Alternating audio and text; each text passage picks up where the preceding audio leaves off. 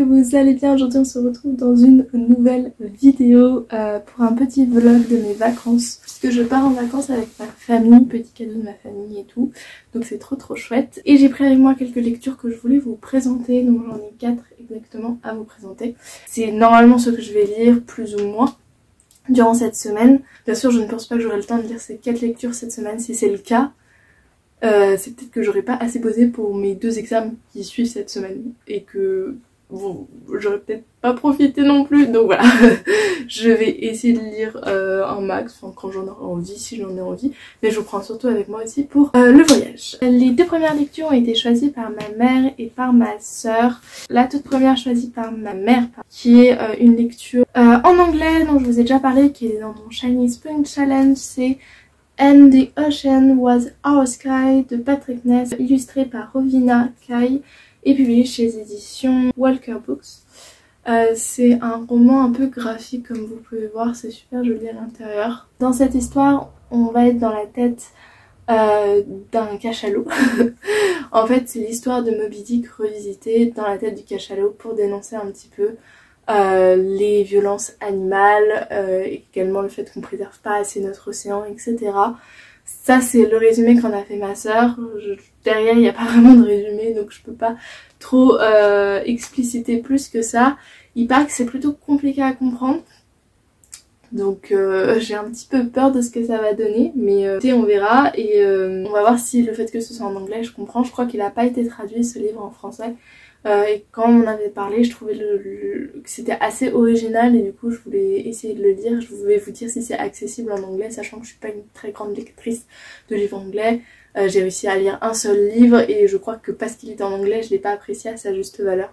Donc voilà, je vais retenter avec lui.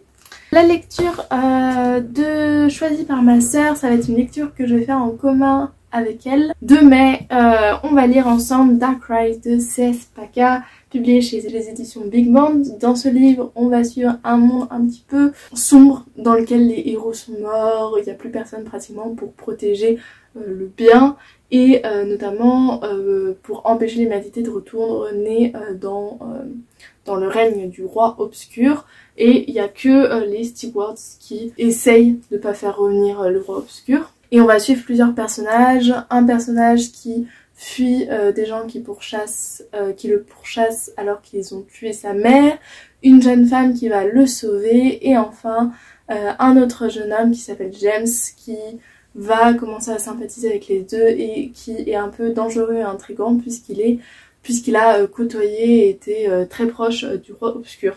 Donc ça a l'air toujours autant ambigu, toujours autant captivant que Le Prince Captif, même si on est dans un univers totalement différent, on n'est plus trop dans du adulte, là je crois que c'est un peu plus ado, il me semble, hein. Je vais vous le lire et vous dire.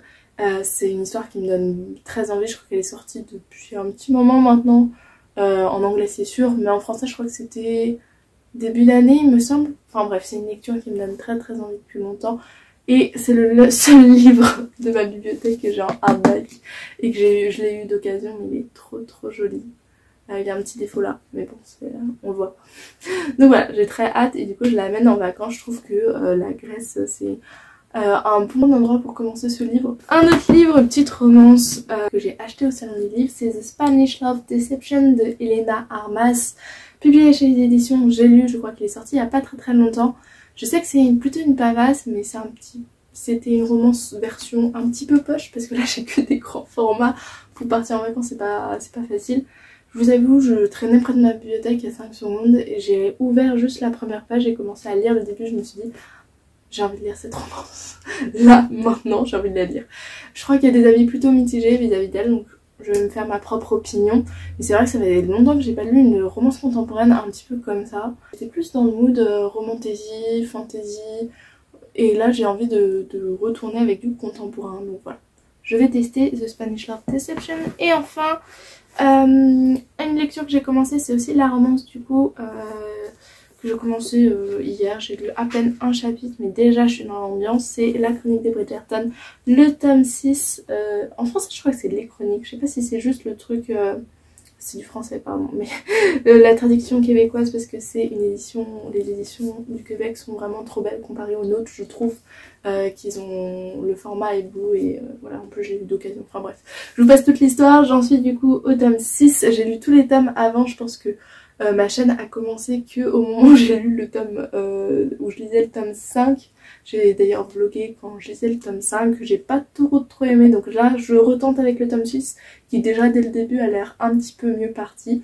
Je vais vous tenir au courant, il y a toujours des petits trucs qui vont pas dans les romances de Julia Quinn, enfin au niveau des romances de Chroniques de Bridgerton parce que c'est tout ce que j'ai lu. Il y en a toujours 2 ou 3 qui ne vont pas très bien, donc où il y a des petits problèmes selon moi.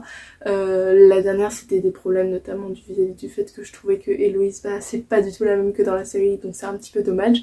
Mais là Francesca, j'ai pas trop d'avis vis-à-vis d'elle, j'attends pas trop d'elle, donc je pense que je peux être que surprise positivement. Donc je vais aller dans ce tome. Donc dans ce tome on suit Francesca qui est mariée à un homme qui va mourir, et cet homme, son cousin, est très amoureux aussi de Francesca. Et il va décider de partir pour laisser Francesca faire son deuil tranquillement, sauf qu'elle va venir le retrouver parce que potentiellement elle éprouve aussi des sentiments pour lui et elle a besoin de lui dans ce moment un petit peu triste et dramatique pour elle. Donc voilà, ça a l'air d'être une histoire sympathique ou en couleur. Voilà, j'ai envie de le lire. Et sur ce, je retourne faire ma valise parce que j'en ai ras-le-bol. Je déteste faire la valise, j'aime bien être en vacances mais pas faire la valise. Allez, c'est parti.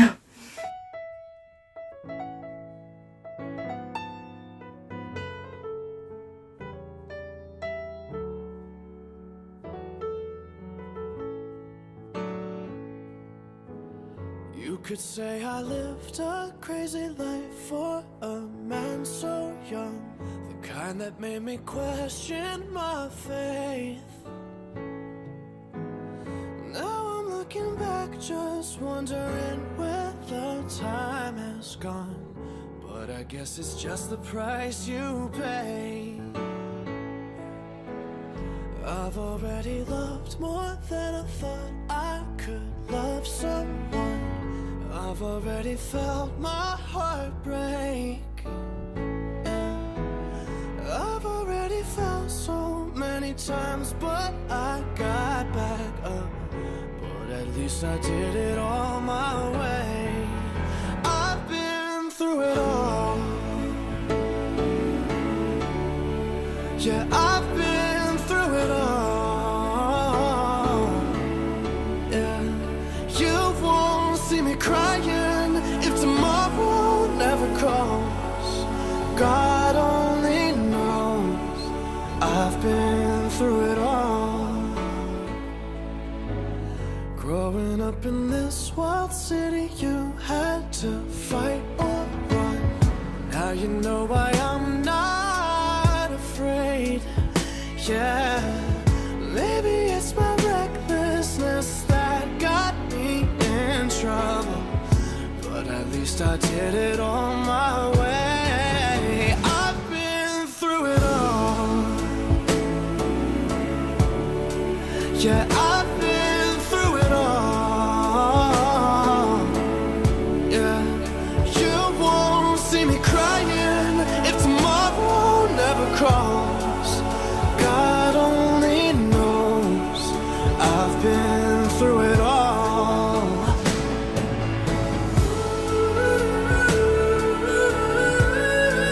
Yeah, I've been through it all.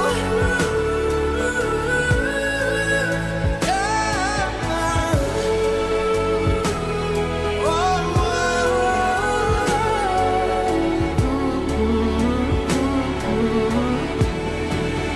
I've been through it all.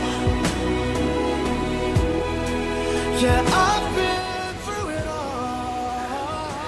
Bon, je vous reprends. Je vais le faire dehors. Donc je vous reprends, on est le lendemain de mon arrivée tout simplement parce que hier on a fait beaucoup de choses et du coup j'ai pas trop eu le temps de vous prendre et tout.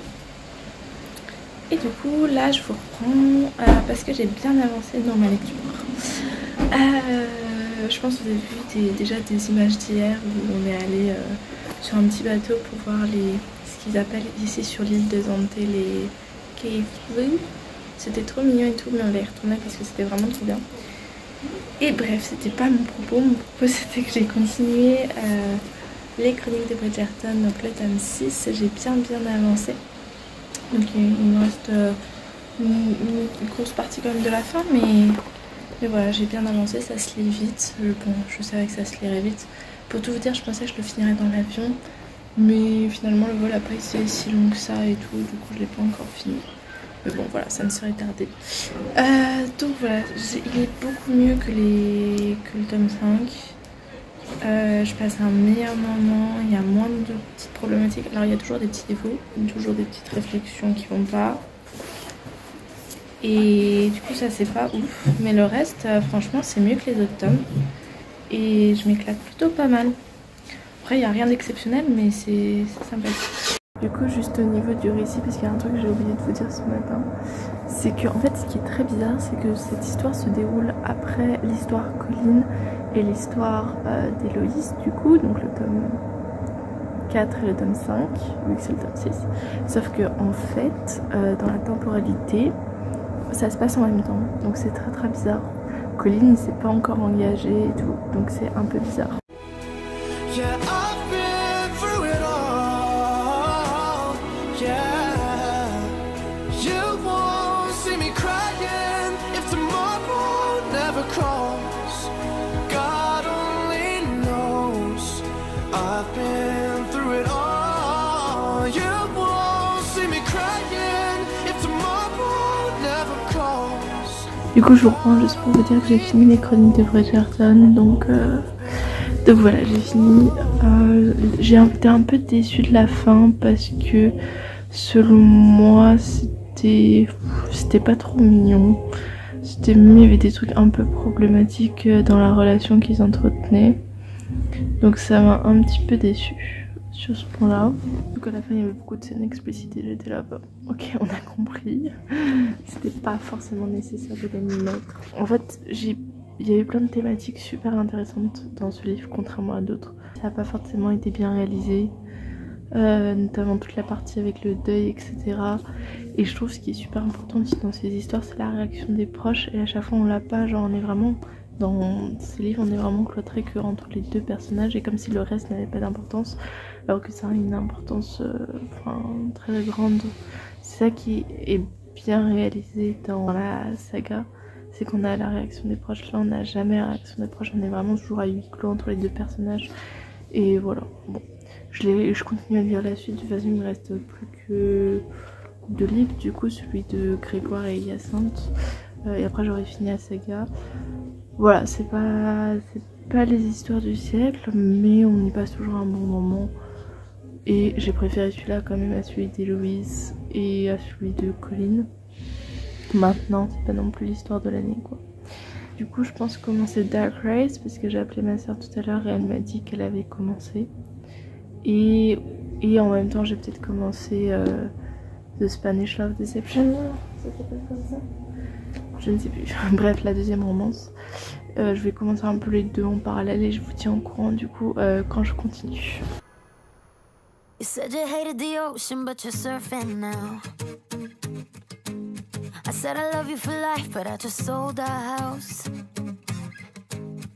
We were kids at the start, I guess we're grown-ups now. Couldn't ever imagine even having doubts, but not everything works out.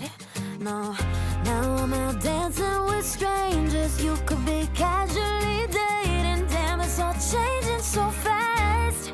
Así es la vida, así, yeah, that's just life, baby. Yeah, love came around and it knocked me down, but I'm back on my feet. Así es la vida, así, yeah, that's just life, baby. I was barely standing, but now I'm dancing, he's all over me. Ba-da-bum, bum, bum, bum, bum, bum. Ba-da-bum, bum, bum, bum, bum, bum. Ba-da-bum, bum, bum, bum, bum, bum. Ba-da-bum, bum, bum, bum. Así es la vida.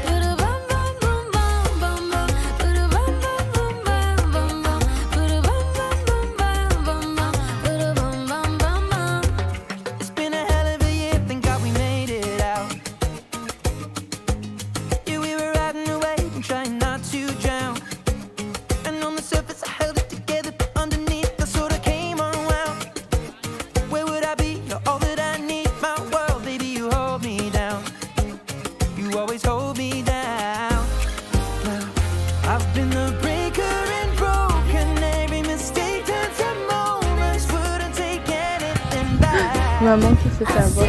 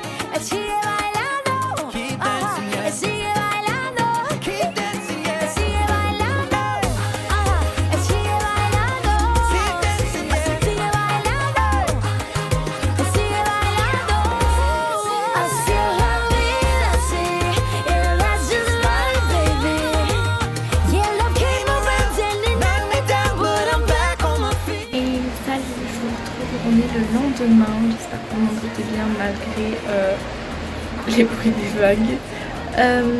Du coup j'ai commencé 2 livres, j'ai commencé Dark Rise hier, j'ai lu 2 chapitres et j'ai commencé ce matin The Spanish Love Deception parce que Dark Rise je vais le lire en même temps que ma soeur en lecture commune, du coup ça va durer plus longtemps. Je le terminerai pas cette semaine mais je vous en parle si j'ai des trucs à vous dire. Et du coup ma vraie lecture en cours c'est elle. Là j'en suis au premier chapitre, ça commence déjà fort, c'est-à-dire que donc déjà The Spanish Love Deception, si vous ne connaissez pas, parce que je pense qu'on en a beaucoup entendu parler, même s'il vient de sortir en français aux éditions J'ai lu. Enfin il vient de sortir, je sais pas exactement quand il est sorti mais c'était il n'y a pas très longtemps. Et du coup dans cette histoire on suit une jeune femme qui s'appelle Catalina qui est désespérée parce qu'elle trouve personne pour l'accompagner au mariage de sa sœur et elle veut pas qu'on la remarque qu'elle est toute seule, et un de ses collègues qui s'appelle Aaron va se proposer pour aller avec elle au mariage, sauf qu'elle comprend pas parce que ils se sont toujours détestés, ils s'envoient que des pics etc, donc il y a une sorte de petite rancune entre eux enfin bref, ils se détestent quoi, ils sont un peu ennemis. Et du coup voilà, et là j'en suis au premier chapitre, donc c'est vraiment tout ce que je vous ai résumé, c'est-à-dire dès le début en fait Aaron se propose de l'accompagner et elle veut pas alors qu'elle est très désespérée, donc voilà, j'en suis qu'à là, donc c'est vraiment le tout premier chapitre. J'aime bien la façon dont c'est écrit,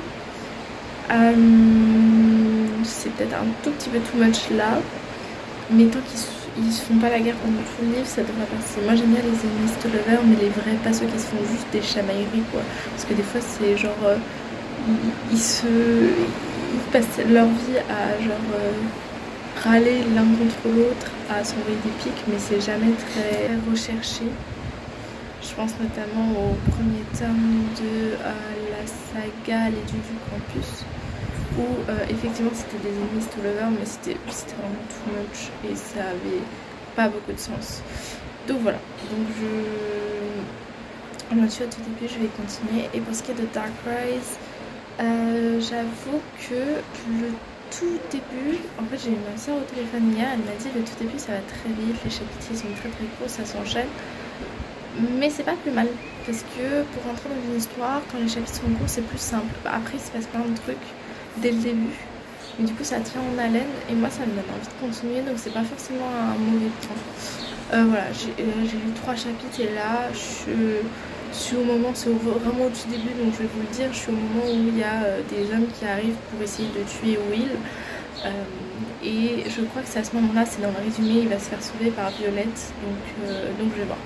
Je vais continuer tout ça et voilà, mais là on va bientôt partir pour la journée. Donc je reprendrai ce soir si j'ai des trucs à vous dire. Et voilà.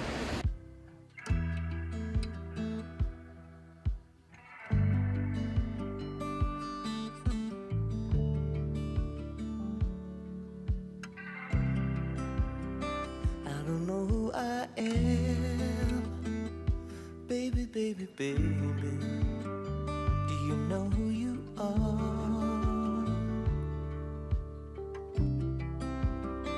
Is it out of our hands? tell me how we made it this far. Did we unravel a long time ago? Is there too much we don't wanna know? I wish it was easy, but it isn't so. Bon, on a trouvé la plage, ça a été un petit peu complexe, il faut le dire. Le chemin n'était pas accessible.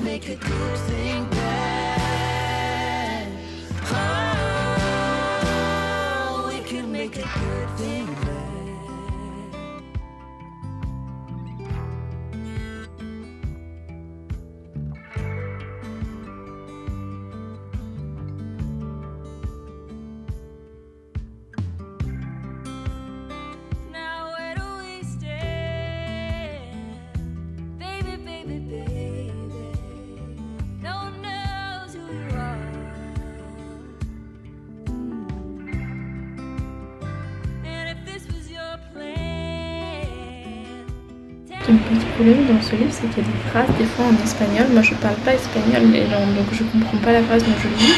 Et il n'y a pas de traduction derrière dans le texte, dans le dialogue. Du coup je suis là, bah écoutez, je ne comprends pas ce que vous dites. Donc en fait ce qui aurait été bien, je pense, ça aurait été vous savez, des numéros pour traduire et tout. Je sais que l'espagnol c'est plutôt accessible et tout. Mais moi j'ai fait allemand déjà. Et même je pense c'est vraiment des phrases entières qui, même quand je te dis à voix haute, je comprends pas, alors que voilà, je parle un petit peu portugais, mais c'est vraiment pas la même langue. Donc c'est un peu compliqué de comprendre, et donc je trouve ça dommage parce que des fois c'est des trucs qui sont plutôt importants. Une fois c'était elle se parlait à elle-même, et une autre fois genre elle parlait à sa mère dans un conflit un peu...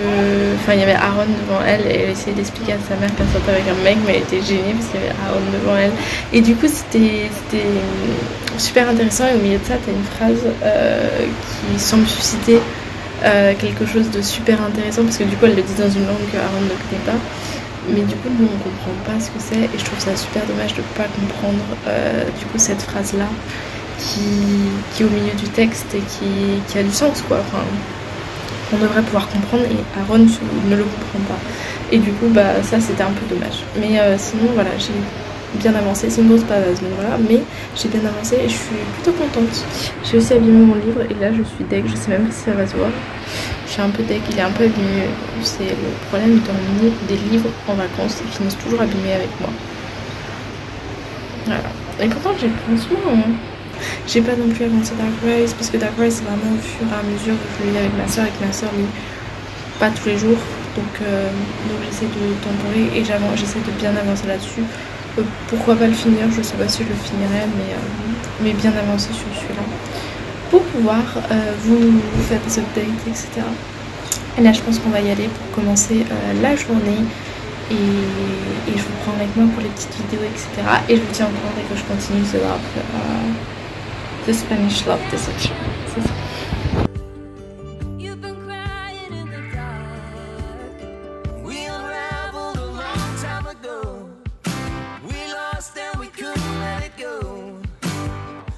It was easy, but it isn't so bad. Oh, we could make a good thing bad. Oh, we could make a good thing bad. Oh, we could make a good thing bad. Oh, we could make a good thing bad.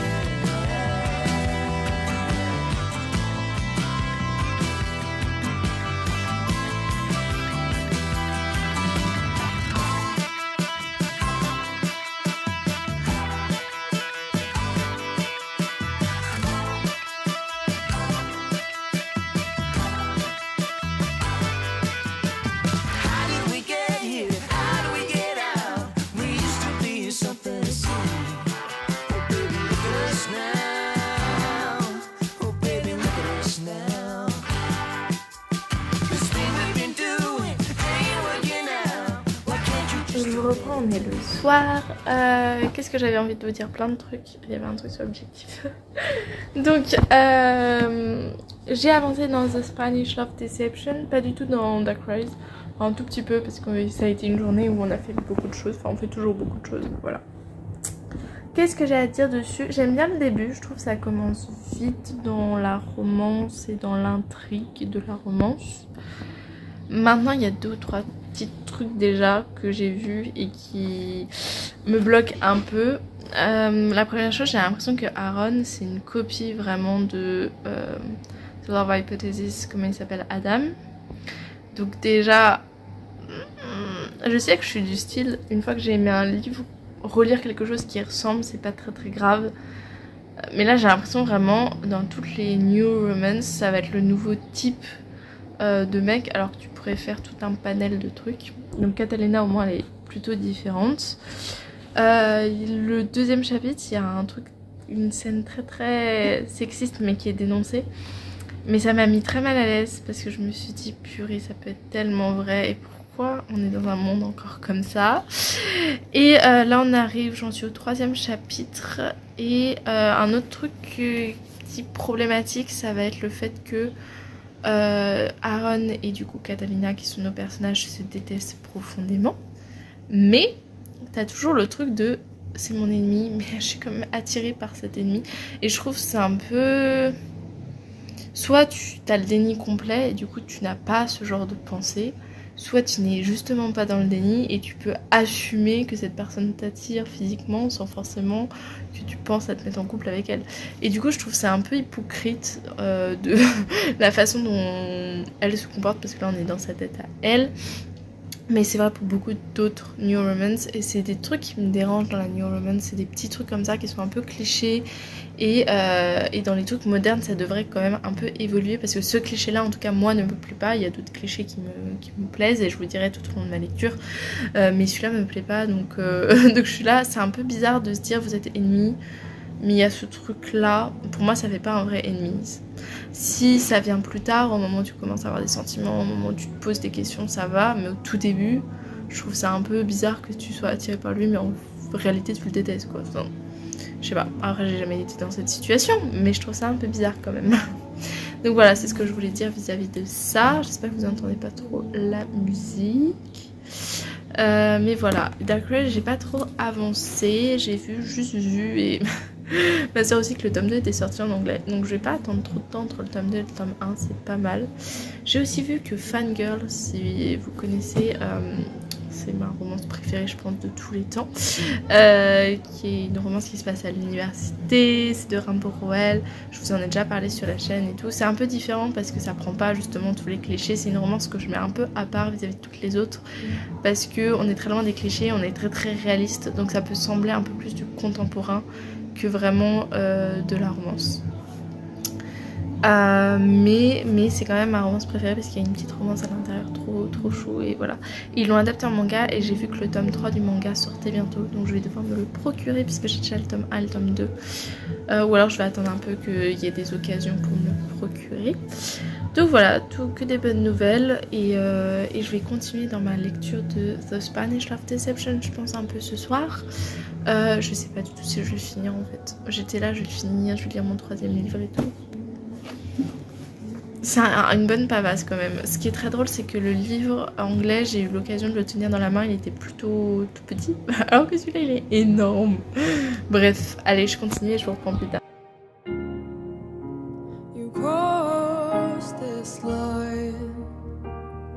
Je pense que vous allez plus entendre le vent que ma voix.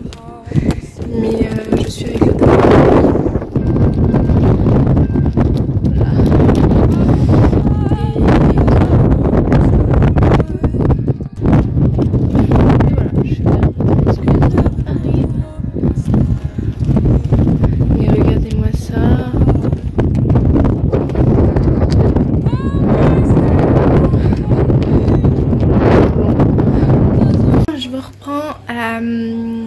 Dimanche, je sais pas si j'ai dit les jours au fur et à mesure. Du coup j'ai continué, j'ai bien avancé. Je sais plus où j'en étais quand je vous ai pris la dernière fois. Qu'est-ce que je peux dire? Je peux dire que j'aime bien. j'aime bien, j'ai envie d'y retourner, donc ça c'est cool. Il y a des trucs qui vont pas, mais il y a des trucs qui sont vraiment bien, des situations un peu cocasses où tu rigoles, etc. Donc ça c'est cool. En termes... j'avais dit qu'Aaron ressemblait beaucoup à Adam de The Love Hypothesis. C'est toujours un petit peu vrai, mais ça a tendance à changer. Et je crois que je connais les intentions de Aaron dès le début, et c'est pour ça que pour moi, je sais qu'ils écrivent que c'est un enemies to lover derrière, mais je suis pas sûre que ce soit vraiment un enemies to lover. Ça c'est le premier point. Ensuite les trucs qui me gênent, c'est il y a beaucoup de clichés. Comme je vous ai dit dès le début, alors que c'est censé être la personne qu'elle déteste le plus, elle est là, bon je suis quand même attirée par lui et tout, sans vraiment le dire. D'ailleurs si vous voyez que mon nez est rouge, c'est parce que j'ai attrapé un coup de soleil, génial, ça s'appelle le karma. Donc voilà, cette partie là est un peu bizarre, il y a des petits trucs un petit peu clichés. Et je trouve que les descriptions c'est très répétitif, c'est à dire par exemple elle va dire oh là il est super beau tout ça, elle va décrire comment il est habillé par exemple, et 5 minutes plus tard, on continue à avoir du dialogue et juste après elle le redécrit et elle redit des trucs sur son physique où elle le trouve beau et tout.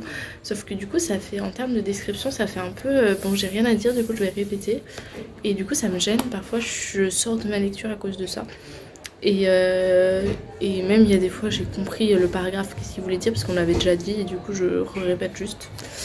Donc voilà, tous ces points là sont un peu négatifs. Et donc voilà, donc tout ça c'est plutôt... Donc c'est des petits points un peu comme ça qui me gênent. Notamment il y avait un bon chapitre, comme je vous avais dit au début, qui était un peu sexiste et tout, mais qui est dénoncé. Sauf qu'on revient jamais dessus. Et on n'approfondit pas ce point là, donc c'est un peu, j'ai mis ça pour l'introduction et puis je m'en occupe pas. Enfin après on va voir, peut-être que c'est dans la dernière partie, mais voilà, des petits points comme ça qui me gênent, mais c'est une bonne lecture pour l'instant, une bonne lecture. Ça sera pas un coup de cœur, ça je le sais, mais c'est une bonne lecture et j'ai hâte de savoir la fin. Et du coup je continue et je vous dis dès que j'ai avancé un petit peu.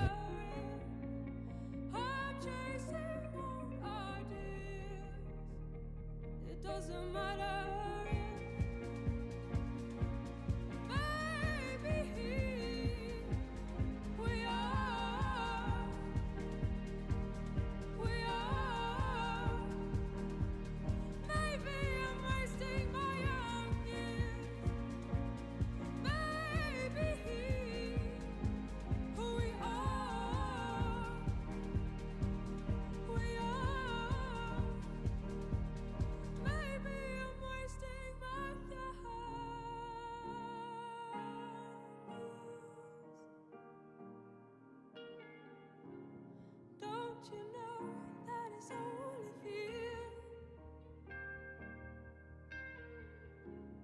I wouldn't worry, you have all your love. I've heard it takes some time to get it right. I'm wasting my young years.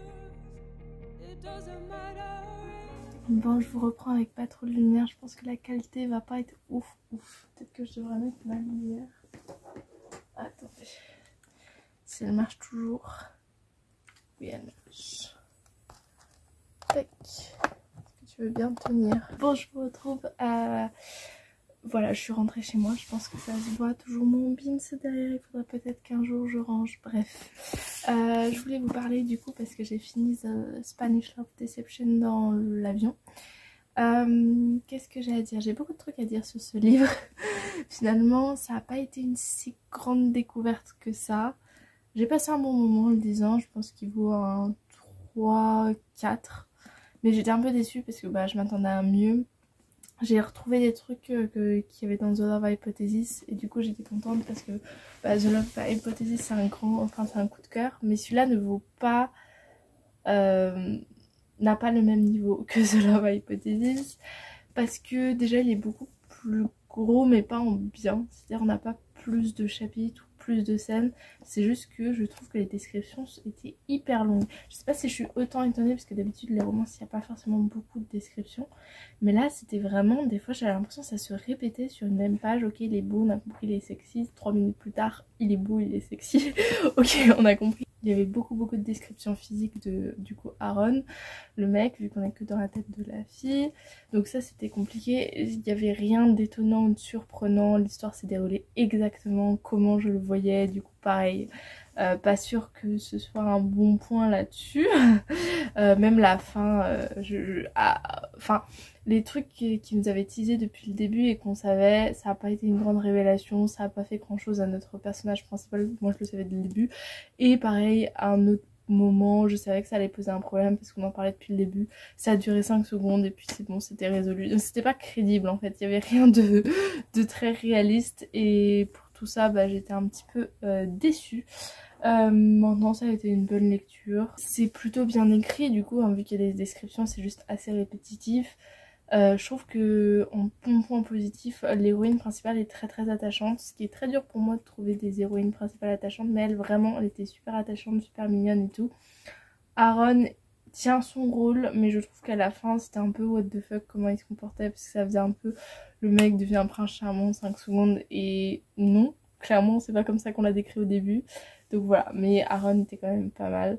Donc voilà, c'est un bon livre. Maintenant, ça n'a pas été un gros coup de cœur. Et si je dois vous conseiller entre ça et The Love Hypothesis, prenez The Love Hypothesis si c'est votre genre de lecture. Ça y ressemble, mais c'est quand même très éloigné. Et là, on a beaucoup plus de clichés, beaucoup plus de what the fuck. Pareil, les scènes explicites, elles sont pas super réalistes. Elles sont un peu trop classiques, un peu trop ouais, il y a des étincelles partout, alors que pour le coup dans The Love Hypothesis c'était beaucoup plus réaliste, et puis surtout ça durait pas 50 ans et c'était pas en boucle, donc c'était mieux. Voilà. Sinon j'ai pas trop avancé dans Dark Rise tout simplement, enfin ma soeur m'a dit qu'elle a été un chapitre avant, donc je pense qu'elle a plus avancé que moi. Je sais pas quand je vais continuer, mais là je fais une petite pause, je sais pas, je reprendrai quand j'aurai envie. Il est déjà en train de s'abîmer. Vous voyez le Dark Rise, le problème c'est que c'est du doré. C'est très joli les hardbacks et tout, hein, mais ça s'abîme super vite. Et du coup ça c'est le genre de truc qui va s'effacer au fur et à mesure. Donc c'est pour ça que j'aime pas trop acheter des trucs avec ce genre d'écriture. Des fois t'as pas le choix. Mais du coup par exemple, voilà, pour une idée de comment ça disparaît. Si je prends... les disparus du clair de lune, vous devez voir que le clair de lune a été complètement effacé parce que ça disparaît avec le temps, et pourtant il n'a pas été trop maltraité. Il a pris un peu le soleil parce que je me souviens l'avoir emmené au soleil, mais voilà. Voilà. Est-ce que je vais conclure ce vlog ici? Je vais juste vous parler d'une lecture en cours, du coup vous aurez la moitié de mon avis. Je suis en train de lire en e-book Perfectly Wrong. Donc c'est un livre de Sarah Rivens, c'est un peu un spin-off de la série Captive qui se passe entre le 1 et le 2. Alors moi j'ai lu le 1 et le 2 et j'ai décidé de lire le spin-off après. Pourquoi? Parce que bah, une fois que j'avais lu le 1, j'étais dans la continuité du 2 et j'avais pas forcément envie de m'arrêter pour lire le spin-off, et puis je m'étais dit je le mets de côté, je le lirai plus tard, et là je sais pas pourquoi je l'ai repris. Et je suis contente de l'avoir fait parce que je passe un très bon moment, j'ai envie d'y retourner, donc c'est cool. Alors les points négatifs c'est un peu pareil que Captive, il y a des trucs un peu what the fuck, très violents et qui sont un peu en contraste avec le monde dans lequel on évolue. Notamment on parle des personnes que Ash a tuées et tout ça, alors que franchement le caractère de Ash fait que je le vois pas du tout tuer quelqu'un, alors qu'il est censé être un petit peu le méchant, un petit peu de l'histoire, enfin pas le méchant mais je veux dire le caïd de l'histoire et tout, mais je le vois pas faire ça tout simplement. Enfin bref, il y a le monde très violent et à côté de ça t'as des personnages qui sont un peu mignons, et enfin c'est un peu bizarre ce mixte là. L'écriture est très hachée. C'est pas forcément plus dérangeant que ça parce que du coup les descriptions sont là où il faut et il y en a pas trop. Maintenant c'est pas une écriture qui est très fluide, notamment dans ce tome là on revient beaucoup sur des flashbacks et j'ai trouvé que c'était un petit peu trop présent passé. Au bout d'un moment on était un peu perdu et j'aurais plus vu un chapitre présent, un chapitre passé, etc. Mais une fois qu'on est sorti de ça et qu'on a avancé un peu plus dans l'histoire, je trouve que là c'est très addictif.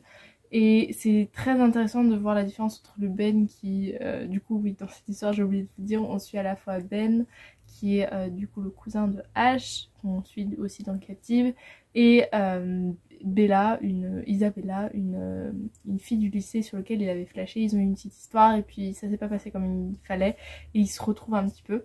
Et du coup c'est intéressant de voir le Ben qui est dans le réseau, dans le truc un peu mafieux et tout, et comparé au Ben qui essaie d'avoir une vie normale avec cette jeune fille.